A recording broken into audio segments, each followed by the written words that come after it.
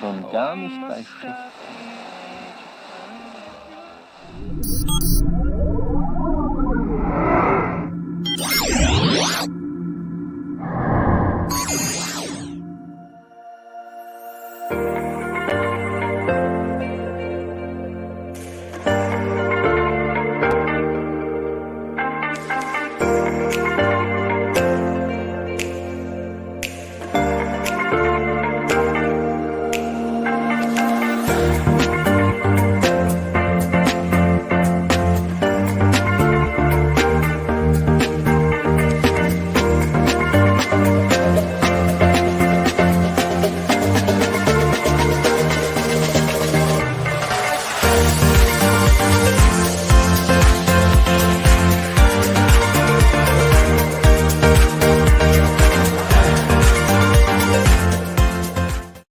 And boom, boom, boom. We're live, everybody. Hey, welcome to Red TV and Conversation. I'm Peter Clark, and super pumped to have you here. Super pumped to have you here. Always pumped to have you here. Thanks for tuning in wherever you are in the world, because this is going to be a worldwide event today. We have people from all over the world, and I so appreciate you being here. So thank you for that. If you're here for the first time, hey, welcome to the show. If you're back again because you've seen it before, hey, I appreciate that because you already know what we're in for. We're going to have a lot of fun today. And we're going to talk about something that, anyway, it's just fascinating. It has way more to do than the subject matter itself. So stay in there with me on that. Hey, listen, here's the sales pitch right now. If you like what you see here, like and share with your network. We want to amplify people, interesting subjects, topics, ideas.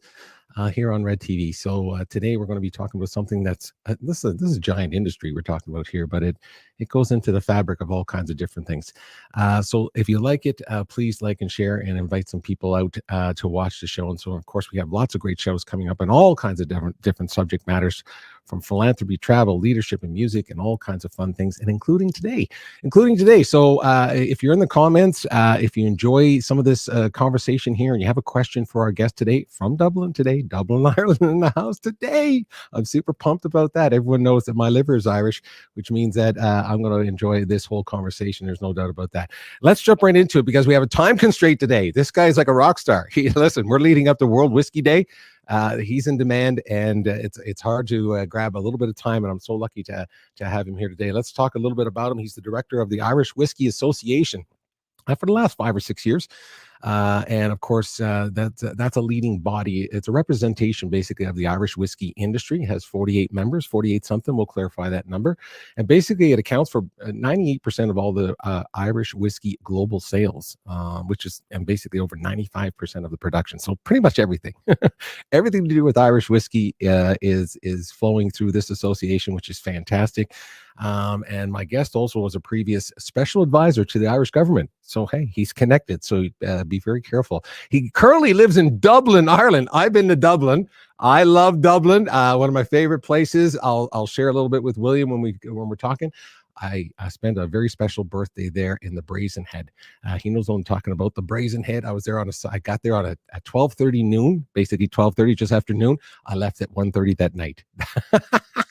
So that should give you an idea how much I enjoy what we're going to talk about today. Please welcome everybody. William Lavelle, how are you, my fine friend from Dublin, Ireland? Hi, Peter, and thanks for the really great welcome there, great intro, one of the best intros I've ever had. So, and greetings from 𝗟𝗶𝘃𝗵, Dublin in Ireland. Gee, I love the accent already. Listen, I'm in love already. I love Ireland. I'm such a fan of Ireland. I've traveled there only once, but I went around the entire island. And gosh, it was just good for my soul and good for my heart. So I really appreciate you taking time out as we lead up to World Whiskey Day, which is this coming Saturday, May 21st, 2022.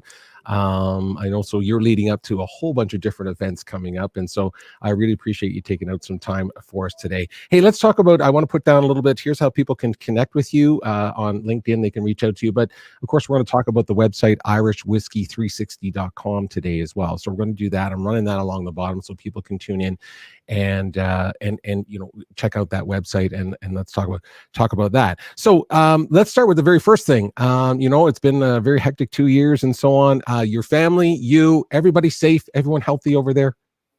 Absolutely. No, we've managed to survive the last 2 years.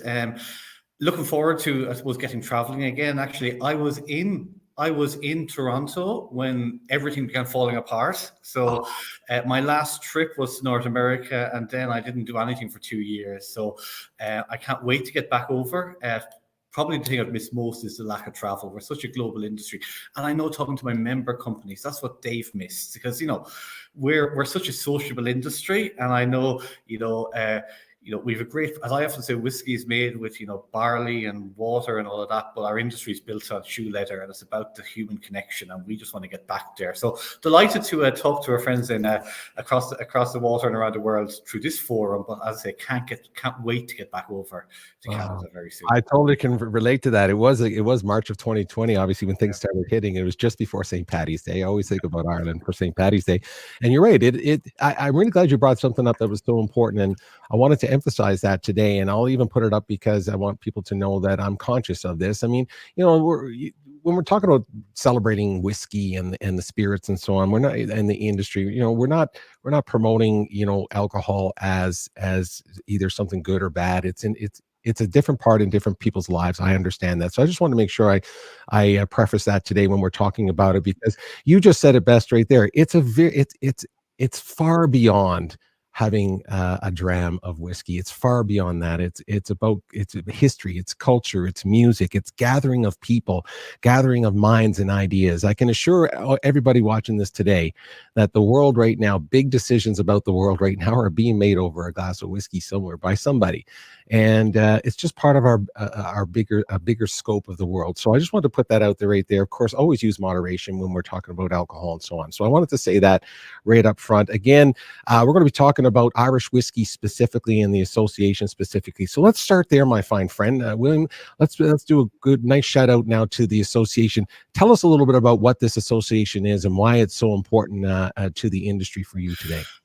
Okay, so maybe I'll just go back one step and just say something about Irish whiskey, first of all. Look, we're very proud in Ireland that Ireland is the home of whiskey. You go back to the 1300s, there's records of whiskey distillation in Ireland. 200 years before Scotland, it was the monks and the holy men from Ireland who went to Scotland. It also went to North America, brought distilling. We don't say we're the best, because I'm actually a great fan of Scotch, American, Canadian whiskey, but we are the oldest. We're very proud of that. But despite that, we had a massively checkered history. So we went from being, there's a fact out there that says about 70% of the whiskey sold in North America was coming from Dublin at the end of the 1800s. And then everything collapsed. The Irish whiskey industry collapsed during the 20th century. And it began to rebuild. And it rebuilt really over the last decade. We went from 4 to 40 distilleries. And out of that, our association was formed by that industry of the companies that had survived through the lean years, as well as a whole wave of exciting new entrants. So today we represent 48 member companies. I still say I'm 5 years in this job, and I'm still amazed at the level of solidarity and collegiality among the industry. Yes, they're all killing themselves in the marketplace, to get market share, but they all realize a rising tide lifts all boats. And people work together. They work together to make sure we protect our category against fake Irish whiskies, or that we work together to lobby for market access. Or, for example, I know we're going to talk today about tourism, after it being wiped out through the pandemic, working together. So, and it's just an industry I'm so proud to be part of. At the end of the day, I don't make any Irish whiskey. I don't sell any Irish whiskey. But my job is the great team we have in the association, we're there to, I suppose, help the industry achieve its goals. And so proud that it's growing so fast, including, may I say, in Canada. Yes, and you're absolutely right. I mean, I got to tell you, I'm a big fan of Scotch whiskey as well. Again, the distinction between the two, I mean, we'll touch on that as we're talking about things. But I was introduced mostly through my trip. When I went there, I said, well, I got to discover really what this is all about. And the point what I was making earlier is that it's so connected to the history there. I mean, we're talking about when you go into towns, little villages, castles, and you see these things, it's all built around the idea in some shape or form where whiskey was part of the conversation. And it's very similar. Listen, in Canada, we're famous for, we have one or two beers here over here. People like beer in Canada, but we like a lot of different things and so on. And there's always a tradition of built around that, whether it's participating in the community or you're watching sports or whatever the case may be. So to your point, there's a very historic and cultural aspect of this, and you should be very proud. And you're right, Irish whiskey is really doing super well in Canada. Let's talk about that again, about the association a little bit, just so that people know what it is. You have 48 members. It's growing. Maybe you have a little couple stats on that, but I know that the industry has been growing unbelievably. And if I'm not mistaken, your category, Irish whiskey, might be the most dominant whiskey out there by 2025. Give me some idea about what you guys are doing over there. Yeah, so as I said, we've gone from a situation back in 2010 when there was 4 distilleries on the island of Ireland. And if you consider back in the 1800s, there was hundreds of distilleries. We were only 4 in 2010. We've now grown to 40 distilleries. And I suppose that has brought distilling back to its roots, back into towns and, neighborhoods and cities where there was a rich history of distilling. It has brought that back. It has created jobs. It has supported local farmers. So we have a massive economic footprint. And while that has happened, the global sales of Irish whiskey have increased by 150% in that same time. It's been absolutely significant growth. North America has led that growth, US and Canada, and we're very grateful for all of the consumers. But what we're seeing is the consumption trends are changing as well. And I think the message you gave at the start about responsible drinking is really important. But what we have seen, and I think we've seen this not just in Ireland, it's not just in Canada, but around the world, I think people are having a much more respectable relationship with alcohol, and people are drinking less but drinking better. And Irish whiskey as a premium spirits category has benefited from that. And we've even seen it over the last number of years. We see it in Canada, and even in the US, there would have been this perception that maybe Irish whiskey was a shot drink. No, Irish whiskey, we're seeing much more people buying, unique single malts and single pot stills from Ireland, 12-year-old, 16-year-old whiskies. People see Irish whiskey now as really competing at that, that luxury premium category that maybe was dominated once by Scotch. As I said, we don't say we're better than Scotch, but we're different, we're unique. And I'm glad to say that Irish whiskey is really competing there. And I suppose for our association, we have 48 companies. Some of those guys are distillers that have been around for a long time. Some of them are newer distilleries. Some of them don't have distilleries at all. They're buying whiskey from other distilleries and blending it and bonding it and bottling it. So we have a whole diversity of companies. But, we're all, working together to continue to grow that category, because ultimately the consumer is king. And we know that global consumers, the more exposure they get to the depth and diversity of Irish whiskey, to realize it's such an exciting category, we know that will just spur on continued growth. And I suppose we're ultimately just a collective of companies who really want to make sure that, we do the absolute utmost to make sure consumers can get their hands on our great product. Oh, it is a great product indeed. And no, thank you for, like I said, thank you for going back to that about consuming it, because you're absolutely right. When I talk about a whiskey and the things that I enjoy, it is about the experience. It's about the experience of the dram itself. It's the experience of pouring it up. It's certainly not sitting there and abusing alcohol. There's magic in when you learn about the craftsmanship that goes into it, the history that goes into each of these distilleries, and the care that happens within the community. Like you said, it creates jobs. It does. So there's lots of different positive things that come from it. William, I just want to shout out to a few people that are watching. We always want to make sure, listen, there's a few Irish people in and around the Boston, Massachusetts area. That's for sure. Melody, good to see you. Really appreciate you being here. And Bill, Ohio this week. There you go. Ohio in the house. So I think there's one or two whiskeys over there. There's a good friend of mine, Brent. Good to see you. Brent's he loves a good Irish whiskey. I love this. The only thing better than a finger of Irish whiskey is two fingers. I love it. I love it. Good to see you, Brett. I appreciate it, man. We're going to get together for that dram soon. Tim, good to see you, my friend. Thank you for tuning in. Pennsylvania. There you go, Williams.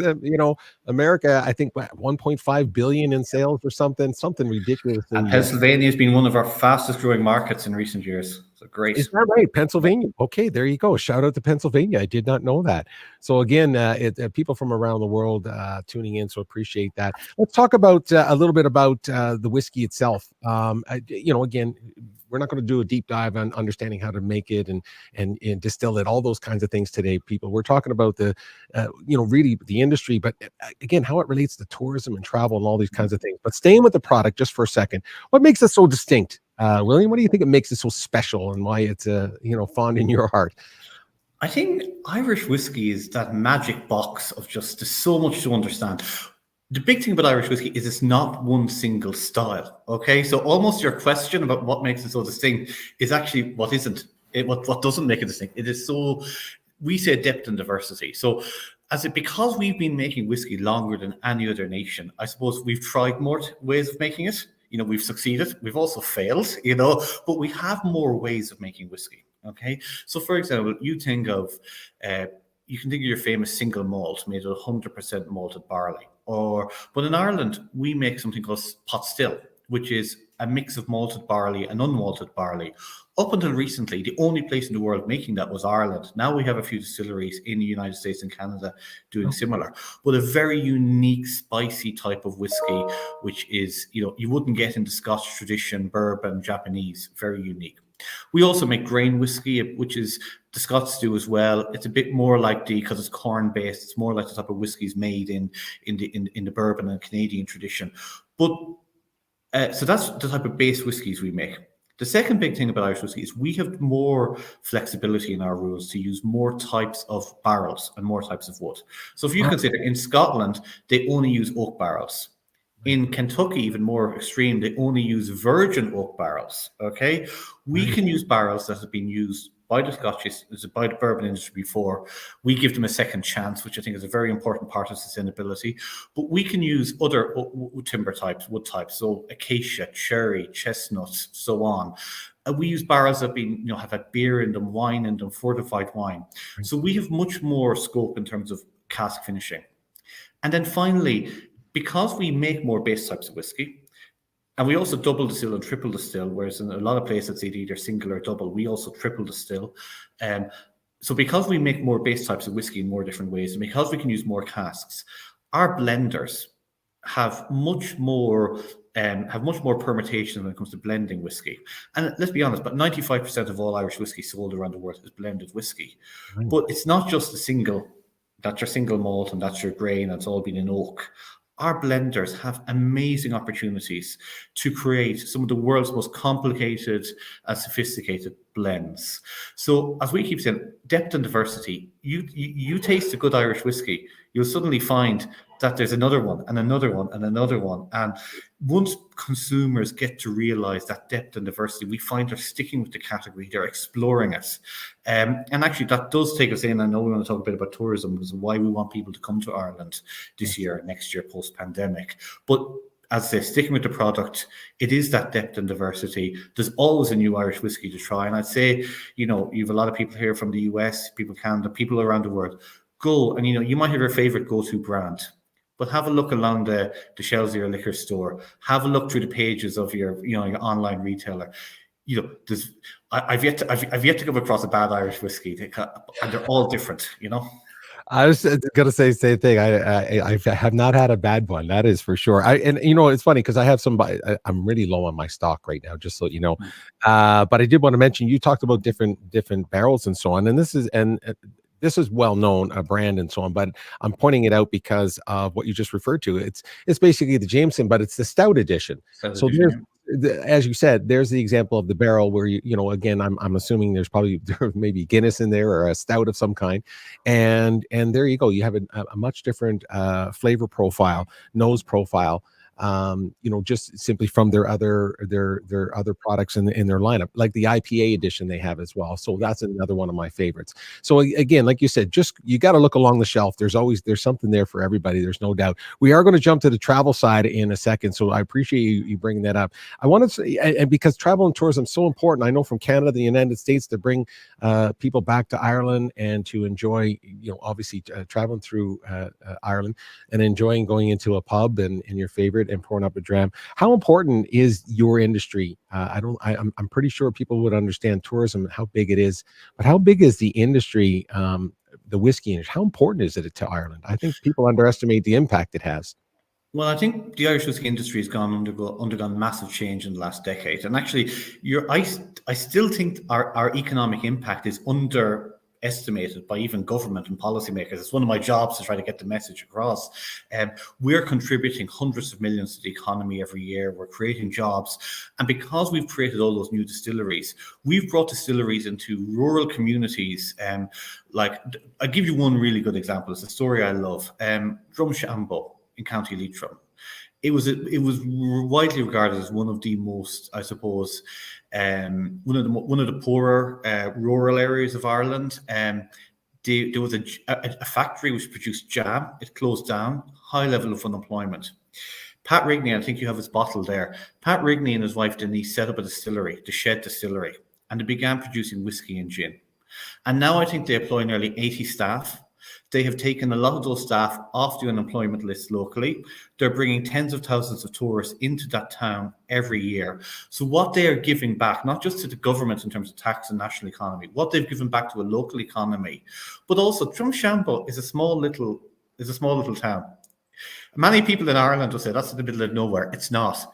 Here you are on the other side of the world holding up a bottle with 𝘂𝗏𝗃𝗵. Pat has put 𝘂𝗏𝗃𝗵 on the map, and it's been one of the best things that's happened to that community. So we're very proud of those stories. And I was even just doing a count today because we're launching a sustainability document in 2 weeks, and we were looking at the economic sustainability. And at this stage, I have counted that 18 of our new distilleries have gone into premises, disused, abandoned factories, or for businesses that have closed down. So they're bringing back jobs and life to the center of towns that were really being run down. And I mean, we're very proud. We're very proud of that. And I think the industry it's just been a great news story. And I think tourism is going to be very important. Look, we got 1 million visitors, just over 1 million visitors to our distilleries in 2019. We had an 87% collapse as a result of the pandemic. Like last summer, the only people visiting our distilleries were, well, not the only, but 90+% were from the island of Ireland, domestic staycationers. And that was great. And we're really appreciative of the loyalty that Irish people showed to us when we were in, those bad days. But now we want to get back to that 1 million visitors and grow it. And what that means is that's benefiting the Irish economy. It's benefiting communities. But for the industry, it's not just about money. By throwing open the doors of our distilleries, we're saying, come in, see how we make this product. We've nothing to hide. We pride ourselves on being, the world's oldest whiskey. We use traditional practices, and we want, that's clear to see. And we're very proud of how we make our whiskey.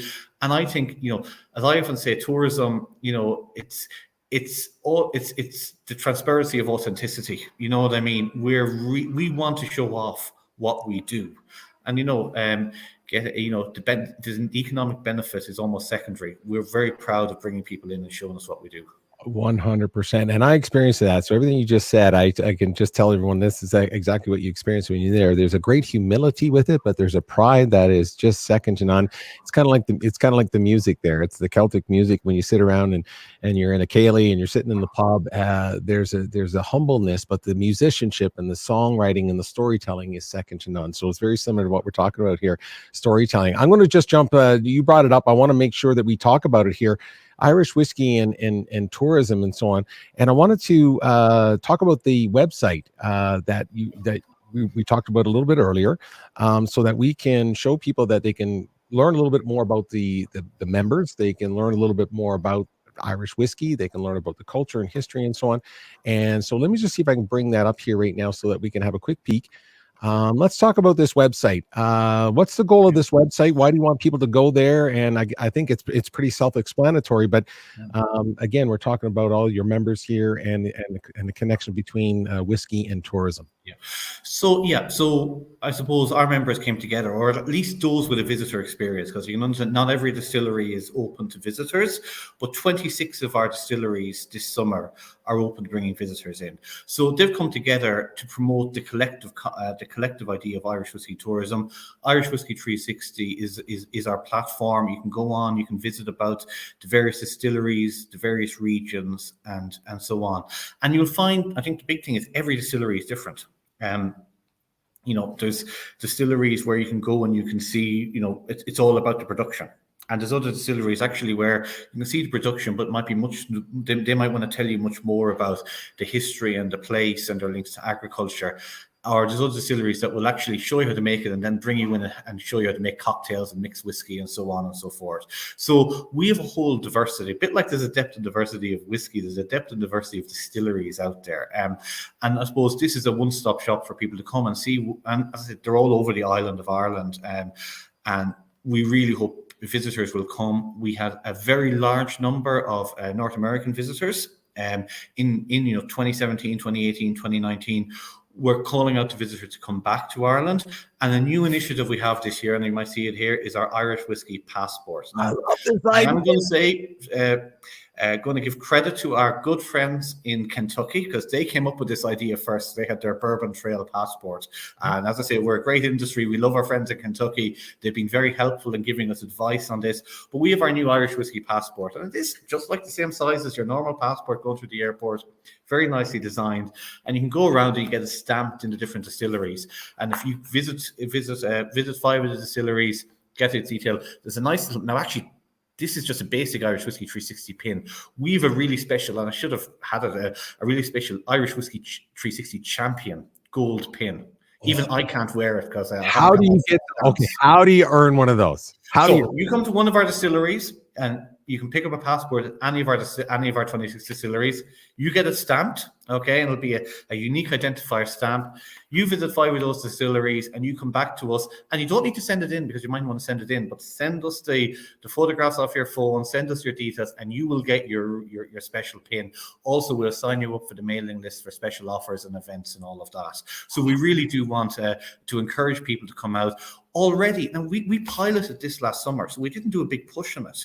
And what we found was people were, there was, even within the island of Ireland, whiskey aficionados were going, this is great, and it was encouraging people. So if you're coming to Ireland, it's a great way to record your visit, and it's a really nice, solid passport as well. But it's a nice way to record your visit, but there is that incentive that if you visit a number of distilleries, and I do promise you, it's not a case you visit one, you've seen them all. They are all uniquely different. And even in Dublin, if you just came to Dublin City, we have 5 different distilleries in Dublin. And they couldn't be more different. You know what I mean? So you could spend your few days in Dublin just doing whiskey, and trust me, you would learn something new at every step, and you have a great time. Oh, and you're so right about, again, it's just what you just said is exactly what I enjoyed with my travels to Ireland. Was every city I went to, every town I went to, I brought my guitar, you can imagine. I walked into a pub, introduced myself, and instantly had 50 new friends, and would sit and share stories and have a dram of whiskey or a Guinness, and just what you said, every experience was different. Yeah. Every town was different. Every experience was different. And so it's not about, like I said, just what you suggested. It's not about planning your entire trip around distilleries. It's a way to map out reasons to go to those towns. So for me, that, we do that here in Canada, by the way, William. We go looking for craft beer places. We want to support local craft beer places. We'll go to small towns to go to see the small craft beer place, but it draws us into the town. And the next thing you know, like you said, you're enjoying, maybe you're going into a restaurant, maybe you're buying, going into some of the shops or something to that nature. So again, it's very, very super closely tied to tourism. Again, the Whiskey Passport, everybody, right there. It's irishwhiskey360.com. William, I'm getting one of those, just so you know. Absolutely. And just to say, I mean, for anyone, if you're in Canada, if you're in America, and you want to learn more about visiting Ireland, obviously it's not just about whiskey. I will take a moment and talk about the great work of our friends in Tourism Ireland. They have the website ireland.com, easiest web address in the world, ireland.com. They have their Press the Green Button campaign, which is encouraging visitors to come to Ireland. So, as exactly as you said, it's not just about the whiskey. It's about the amazing landscape, the history, the culture, the music, the food, the pub, everything. So check out Ireland.com as well if you're looking for that broader Irish experience. That's a wonderful shout out. Thank you for doing that. Yeah, Tourism Ireland. I follow them frequently on social media, LinkedIn and other sites, Instagram, these kinds of things. And again, it's just, I know in Canada, you know, it's almost every person's dream to spend some time in Ireland and to explore the island and the culture and so on. I grew up in Eastern Canada, William, just so you know. So Eastern Canada in the Maritimes means that it's all Celtic. Everything is connected to Ireland and Scotland, and it has that history to it. And like I said, that's why I have such a special place in my heart. Well, we're neighbours in that stage, because I grew up in County Mayo on the west coast of Ireland. As we say, the next parish over is in Labrador. So you know. There you go, Newfoundland and Labrador. There you go, my fine friend. We would say the same thing. We were at east coast of in St. John's, Newfoundland. Would say, yeah, next stop is Ireland. I actually had just as a tangent here. I had a disagreement about trade policy with an official of the Canadian government, and they were giving preferential treatment to let's just say somewhere else in North America, and I pointed out to them that actually it's a shorter distance from where I am currently ringing to Ottawa than it is to say other parts of the USMCA or the other parts of Mexico. So we're very close by. You know, we're neighbors, and you know, we're just talking about the culture. We were talking about why people travel there. I know for me, growing up in Eastern Canada, music was a big part of it. Celtic music, and of course, Ireland is known for, you know, great music, not just obviously traditional Irish music, but I mean, let's face it, there's one or two good bands maybe that come out of Ireland. I'm going to say there's been one or two, that's for sure. I'm going to blow your mind right now, my fine friend William. Speaking of music, this is a nice bridge. I'm going to bring in another whiskey fan, a friend of mine. I so appreciate him coming on the show. I know he loves whiskey. We've talked about doing some stuff, you know, with whiskey to have these conversations and so on.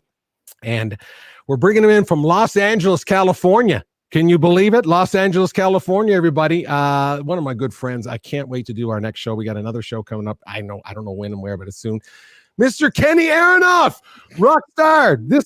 Hey, listen, everybody. One of the greatest drummers in the world, the greatest drummers in the world. John Mellencamp, Fogerty, Bon Jovi. I mean, there's not a rock star you can mention. And there he is in his home studio, or his home actually right now. Kenny, good to see you, my fine friend. How you guys doing?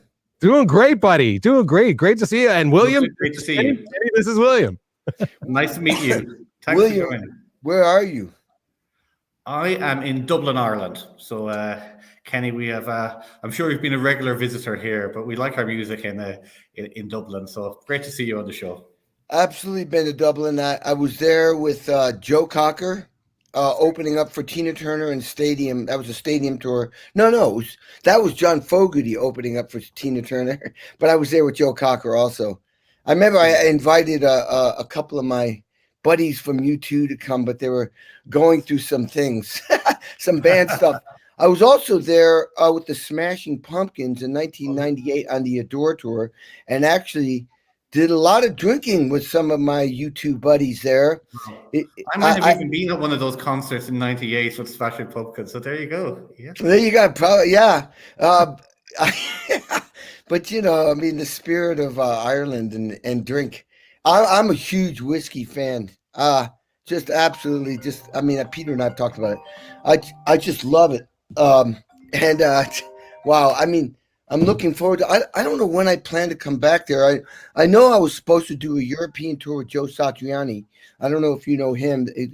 One of the greatest guitar players on the planet. We were supposed to do a European tour, and Joe and I like to drink whiskey and bourbons. And as a matter of fact, that's one of my requests in the dressing room is to have, and on the bus. And, you know, I said, well, you know, if the budget's tight, you could always bring the bourbon and whiskey from the bus to the dressing room, and then from the dressing room back to the bus. You know, No, Kenny, no, listen, I appreciate you coming on, and I know we were just chatting, a few days, and we're always talking about, like I said, we bring together our passion for these things, having conversation. You and I have had conversations privately where we're just chatting, and you might have we have a drama, we're just talking. So we were talking about that. William was talking about the importance of, we're not obviously promoting the idea of, want people to consume, consciously and so on.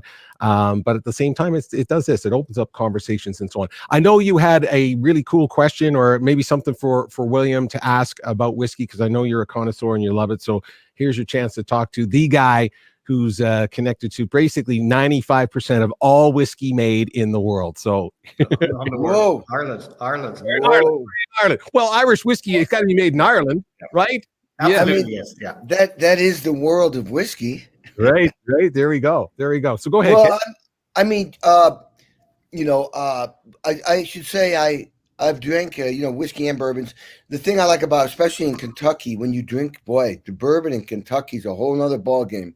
What I like about is the smoothness. So I'm always looking for, in whiskey, for my personal taste, is like the smoothness of whiskeys, and a little bit of I'm not like a big peat person, maybe in my third drink or something, but I like the feeling of a smoothness.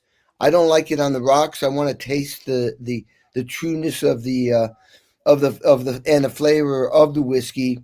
So I've heard that some of the whiskeys that you guys can make over there, you'll put them in barrels that might add a little bit of maybe a flavor. Maybe the barrel has got some, maybe some, not bourbon in it, but something that really will take maybe a little bit of the aggressive taste of the whiskey and smooth it out a little bit with some, caramel taste or something. You know what I'm saying? Does that make sense? No, absolutely. So I think, that the two things you said about Irish whiskey are probably two of the things we hear the most, it being smooth and also it not being so peaty. Now, firstly, let's talk about each of those. The smoothness, one of the main reasons Irish whiskey is probably smoother or maybe more palatable than other whiskies is we triple distill. So in some areas, it just goes through the stills once. So, you make your mash, which is like an undrinkable beer. It goes in and you distill it. In Scotland, in some places, they'll distill it twice. In most distilleries in Ireland, they'll distill it a third time. And what that does is it takes off that edge and gives it that smoothness. Yeah. Now, we do have some peated whiskies in Ireland, and they're really fine peated whiskies, but we probably don't have as many as you have in Scotland, and that's why people take in. But the great thing about it, we're talking about depth and diversity. There's always a whiskey for you. So if you like peated, there's an Irish whiskey for you. Yeah. If you don't, that's fine. There's other whiskies. Now, you talk about barrels, and we're talking about this. We can use more barrels and more types of barrels than other whiskey traditions. The mainstay of the Irish whiskey industry is that we give a second chance to all of those barrels that that the bourbon industry uses, and can only use once. So in Kentucky, the Coopers Union's got to change the law a long time ago. Bourbon industry can only use a barrel once, an American oak barrel. And you can argue from a sustainability point of view, it's not very good, but we give them a second, third, fourth chance.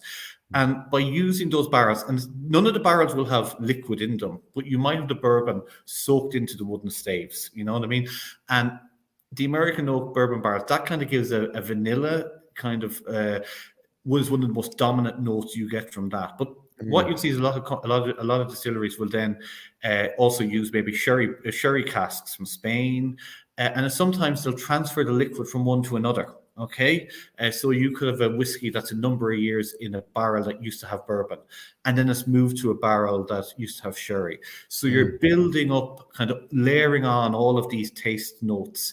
And finally, the blenders can take different blended whiskies and put them together. So yeah, it could be smooth, but it could have a real depth and richness of flavor. So that's why we said there's so many Irish whiskies to explore. And it's great to come to Ireland. And look, next time you're in Ireland, we will be delighted to make sure you get a VIP tour of any of our distilleries. And that's for both of you, Okay, first of all, thank you for all of that information. Yeah. That makes so much sense. Yeah. I'll have to say I had an experience. I went to England last year because my wife is from England, and I was at a boutique hotel. Now, excuse if I'm, where's Macallan's made? Up in Scotland.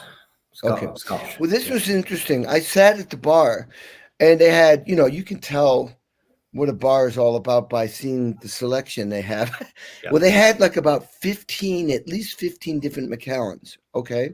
And there was one with an exotic bottle. And I went, what is that?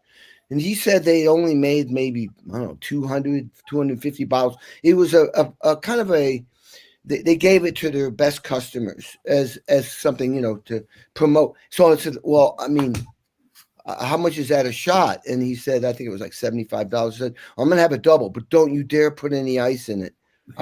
But here's my point of that story, which you could probably talk more about, was, okay, you're paying $150 for 2 shots, but the flavor, the multitude of flavors and the experience and the long lasting experience I had from each sip, I must have spent like an hour and a half, maybe 2 hours on that one glass, because when I sipped it, it was smooth, obviously, but then it went through all these different experiences in my palate, and it just wouldn't stop. So I didn't have the need to drink again. It was amazing, the experience. So you talk about that. I mean, that's like, yep. And I think that really goes to that trend we were talking about, of people, consumers are interested in drinking less, but drinking better. And you've explained it so well and so perfectly. And indeed, you don't have to spend $75. I mean, if you come into any of the great whiskey bars in Dublin, you will get an amazing whiskey at, €7, €10 that you will actually want to savor because it has that depth to it. So we're very proud of that. And I must say, look, the Scotch, the bourbon industry, Canadian whiskey, Japanese whiskey, they all have amazing whiskies. And we always say, look, we don't say we're the best. And again, we don't say you should drink your whiskey any particular way. If you're going to pay us, it's up to you how you want to drink it. But we do think, the whiskey world is on fire right now, not just Irish whiskey. Around the world, what's happening? It's an amazing liquid. We're so delighted that consumers are, have such great choice. We're just happy that so many of them are choosing Irish whiskey. But look, Kenny, when you go to Ireland, next time you're playing in Ireland, let us know. We'll make sure you get a trip to any of the distilleries, and we'll bring you to taste some of our. You might have thought that $75 Scotch whiskey was good. Wait till you taste the $75 Irish whiskey; it's going to blow your mind. Kenny, hey, listen, this is why we're having this conversation, William. You think for 2 seconds, William, he's going over there without me. He's like, just listen, this is a package deal. But listen, I super appreciate that sentiment for sure. Kenny, listen, I know you're super busy. I know you got to get to your studio. I thank you so much for coming on the show. William, 5 more minutes left on the show as well. Okay. Super great to see you, my fine friend. Let's reconnect. We got to get you guys connected up as well, because I'm thinking a speaking tour, William, of Kenny going to Ireland and touching on maybe grabbing a passport and rocking and rolling. That's what I'm thinking. I do corporate elite team leadership, innovation, creativity, communication, in order to connect with people, to be able to communicate on a personal level, in order to collaborate, which is, I think, in any industry, rock and roll, sports, music, business, especially if you think about drinking. I mean, what a better way to connect, communicate. So now we can collaborate after a couple of things. Anyway, you guys got to go. Hey, Pete, thanks for bringing me on. Really nice meeting you, William. I can't wait. I may not even wait for a tour. I'm going to come over to Ireland. When we go visit my wife's family, I'm taking off to see you. Absolutely. The English will be okay. Come to Ireland. Nice meeting you. Take care. See ya. Good to see you, buddy. Good to see you. How cool is that? Brilliant. You're a rock star. Great, absolutely. I know someone said the most famous drummer you've never heard of, but I mean, he has an amazing back catalogue. Fantastic. Delighted to have the opportunity to say hi. 300 million records sold he played on. He's done amazing things. So thank you for taking those questions. And I know I was chatting with him a couple days ago, and I said, hey, I'm doing a show about whiskey, blah blah blah. Anyway, I just thought it was a good connection, and he said, yeah, I'd love to have a conversation about that. So there you go. Hey, it's good to this is what I'm saying about whiskey. Whiskey opens up conversations. It allows people to connect in ways that there's the example. I think we just demonstrated the example of where we brought two worlds together, Los Angeles rock and roll person to Dublin, Ireland whiskey association. I think that's a cool little connection point. So anyway, that's what we do here on Red TV, just so you know, William. I know you got to go soon, so we got like 5 minutes left. We got to have some fun with you. We got to have some fun. So around here, we do something to learn a little bit more about you. But today we're going to do a whiskey edition of something called Way No Way. Way no way. So I'm just going to say a sentence, just a couple. I'm going to do a couple of them because I know your schedule's tight. I'll read something and you just say way no way. Way means yes, and you can explain why, or no way. It's really straightforward and stuff like that. That's what we do around here. So hey everybody, we're just going to do a little. Let's have a look here. Let's see where we're getting to. Way no way.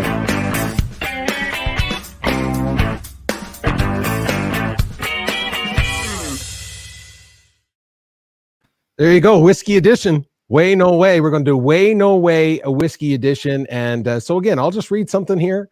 You tell us what you think about it. Let's go right to the question here. Here's the statement, William. The older the whiskey, the better. No way. There are some fantastic young whiskies that have been produced in the most amazing ways. So no, I mean, that's not necessarily true. So no way. No way. Okay, good. How about this one? Adding ice to your whiskey can reduce the complexity of your whiskey. No way, because I generally don't add ice, except sometimes I will add ice to a single malt because it helps bring out some flavor. So no, I don't agree that it reduces the complexity. It can help bring out some taste notes. And there's people who've much more experience in understanding a chemistry who'll explain why that matters. I don't understand, but as at the end of the day, it's up to you. You drink the whiskey you want to drink your whiskey, but no way to that one. Okay, 100%. No, I agree with you. And by the way, I think you're very clear. I want to say that my experience of adding ice or adding water are two different things as well. The ice actually changes a little bit of the nuance of it, and the water will open up the. Am I on the right track there? Yeah. Yeah, absolutely. Okay, sounds good. How about this? Whiskey glasses are gimmicks. You can drink it from any glass. Wait, I'm sure some people won't agree with me on that, but no. Look. I think there are some glasses that are really well designed, but at the end of the day, the whiskey, if you know how to enjoy your whiskey, you'll enjoy it from whatever glass you're drinking from.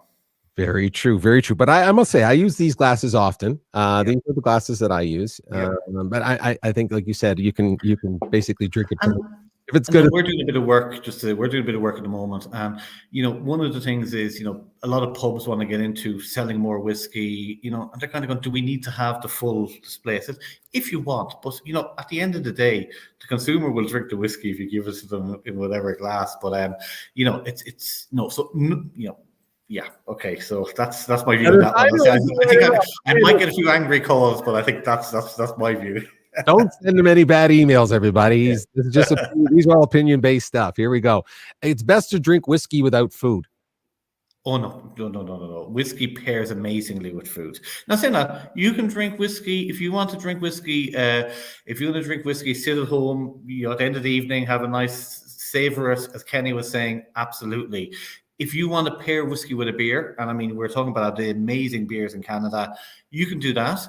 Or if you want to pair whiskey with food.